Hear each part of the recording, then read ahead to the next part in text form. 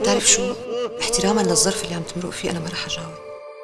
أنا الحقيقة بهنيك على هالأم.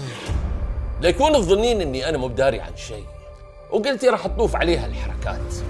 لا يا أمي أنا قديش طلعت حمار ومغفل. امك ما ضيعت حالها ولا عملت شي غلط. ما في إنسان في هالحياة ما عنده ماضي.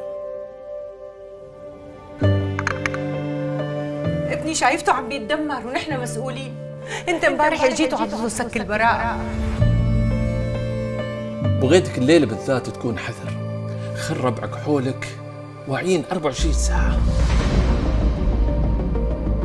بدنا نخليه لهذا التافه يجن رسمي.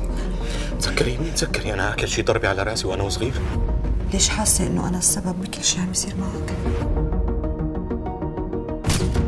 حتى لو كنت القاتل أنا محاميك ومن واجبي أدافع عنك. يلا بسرعة تحركوا، سيروا هناك. أقسم بالله العظيم إذا ما بتتركني بحالي لحتى هد هاي الإمبراطورية كلها فوق راسك. انتوا مالكم كبير ولا شو؟ بوس ايدك معلم، بوس ايدك لا تقولها.